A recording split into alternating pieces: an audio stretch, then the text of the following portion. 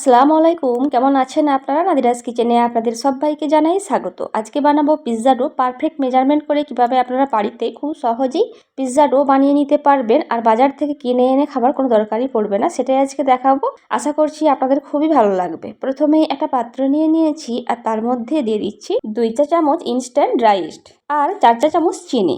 আর তারপরে দিয়ে দিচ্ছি এখানে কুসুম গরম জল। এখানে উষ্ণ গরম জল বা ফুটন্ত গরম জল দিলেও কিন্তু হবে না, তাহলে ইস্ট অ্যাক্টিভ হবে না। আপনারা চাইলে এখানে কুসুম গরম দুধটাও দিতে পারেন। দিয়ে খুব ভালোভাবে মিশিয়ে নিচ্ছি। এরপর দিয়ে দিচ্ছি এখানে 2 কাপ ময়দা। 1 কাপ ময়দার জন্য 1 চা চামচ ইস্ট দিতে হবে আর 1 চা চামচ লবণ দিয়ে দিলাম। দিয়ে খুব ভালোভাবে মিশিয়ে নিচ্ছি। এরপর অল্প অল্প করে কুসুম গরম জল দিয়ে আমি মেখে নিচ্ছি। আমি একটা নরম করে ডো বানাচ্ছি, এতে করে পিৎজা ব্রেডটা খুবই সফট হবে। আপনারা চাইলে একটু শক্ত করেও বানাতে পারবেন, কোনো সমস্যা নেই। অল্প অল্প করে জল দিয়ে একটা ডো বানিয়ে নিয়েছি। এই পর্যায়ে আমি একটা ডিমের সাদা অংশ দিয়ে দিচ্ছি। আপনারা চাইলে এখানে পুরো ডিমটাই ব্যবহার করতে পারেন। দিয়ে আবারও খুব ভালোভাবে মেখে নিচ্ছি, এতে করে কিন্তু এই পিৎজা ব্রেডটা খুবই সফট হবে। আর দিয়ে দিচ্ছি এখানে 2 চা চামচ সাদা তেল। দিয়ে আবারও খুব ভালোভাবে মেখে নিতে হবে। দেখুন এই পর্যায়ে একটু নরম মনে হচ্ছে, তবে কোনো সমস্যা নেই। এরকম নরম করে মাখলেই কিন্তু পারফেক্টভাবে ব্রেডটা তৈরি হবে। দিয়ে ওপর থেকে একটু তেল মাখিয়ে নিলাম। তারপর এটিকে রেস্টে রাখছি 1 থেকে 1.5 ঘন্টা। ইস্টের ওপর ডিপেন্ড করে এই সময়টা একটু বেশি বা কম লাগতে পারে, তাই সবসময় চেষ্টা করবেন একটু ভালো মানের ইস্ট নেবার। দিয়ে র্যাপিং পেপার দিয়ে র্যাপ করে দিচ্ছি। র্যাপিং পেপার হাতের কাছে না থাকলে কোনো সমস্যা নেই, প্লাস্টিক ব্যাগের মধ্যে আপনারা এটা দিয়ে খুব ভালোভাবে একটা গরম জায়গায় রেখে দিতে পারেন বা ওপর থেকে একটা টাওয়াল চাপা দিয়ে রাখতে পারেন। দেখুন আমি এখানে 1.5 ঘন্টা পর নিয়ে চলে এসেছি আর খুব ভালোভাবে কিন্তু ফার্মেন্ট হয়ে গেছে। আপনারা হয়তো দেখেই বুঝতে পারছেন কতটা জালিদার হয়েছে। এইবার হাতের মধ্যে একটু তেল বা ময়দা যা হোক কিছু মেখে নেবেন।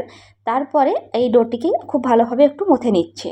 1 থেকে 2 মিনিট মথে নিলেই হবে, তার থেকে বেশি মথে নেওয়ার দরকার নেই। এরপর একটা থালা নিয়ে নিয়েছি। এরপর ওপর থেকে একটু ময়দা ছিটিয়ে দিচ্ছি। আপনারা চাইলে এখানে তেল ব্রাশও করে নিতে পারবেন। এরপর পিৎজা ডোটিকে দিয়ে দিচ্ছি। দিয়ে খুব ভালোভাবে এই পিৎজা পেস্টটা তৈরি করে নিতে হবে। আমি যেহেতু পিৎজা ডোটা খুব নরম করেই বানিয়েছি, তাই হাত দিয়ে এভাবে একটু সমান করে দিচ্ছি। আপনারা চাইলে এটাকে বেলেও নিতে পারেন, কোনো সমস্যা নেই। আমার রেসিপি যদি আপনাদের ভালো লেগে থাকে, আপনারা ইউটিউব থেকে দেখে থাকলে আমার চ্যানেলটি সাবস্ক্রাইব করতে পারেন। আর ফেসবুক থেকে দেখে থাকলে আমার পেজটিকে ফলো করতে পারেন। সম্ভব হলে আত্মীয় পরিজনদের মধ্যে আমার রেসিপিগুলি শেয়ার করতে পারেন। খুব ভালোভাবে পিৎজা বেসটাকে আমি সেট করে নিয়েছি। এবার সাইড থেকে একটু করে উঁচু করে দিচ্ছি। এই কাজটা আপনাদের অবশ্যই করে নিতে হবে, এতে করে পিৎজা সসটা দেওয়ার পর বাইরের দিকে বেরিয়ে আসবে না। কিভাবে আপনারা চিজ মেয়োনিজ ছাড়াই পিৎজা বানিয়ে নিতে পারবেন সেই রেসিপি আমার চ্যানেলে দেওয়া আছে, আপনারা চাইলে দেখে নিতে পারেন। আমি ভিডিওর শেষে লিঙ্কটি দিয়ে রাখবো। এইবার যে কাজটি করতে হবে, একটা কাঁটা চামচ নিয়েছি। কাঁটা চামচ নিয়ে কয়েকটা ছিদ্র করে দিতে হবে।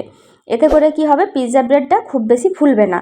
এই কাজটা আপনাদের অবশ্যই করতে হবে। আর দেখুন কত সহজেই বাড়িতেই খুব সহজেই পিৎজা বেসটা রেডি হয়ে গেছে। আপনারা অবশ্যই কিন্তু এই রেসিপি ফলো করে একবার হলেও পিৎজা বেস বানাবেন, তারপর আমাকে কমেন্ট করে জানাবেন রেসিপিটা আপনাদের কেমন লেগেছে। ভালো লাগলে অবশ্যই একটি লাইক দেবেন। ভিডিওটা এখানেই শেষ করছি। ভালো থাকবেন সবাই, আমাদের দোয়া করবেন, আমার রেসিপিগুলি দেখবেন। খোদা হাফেজ।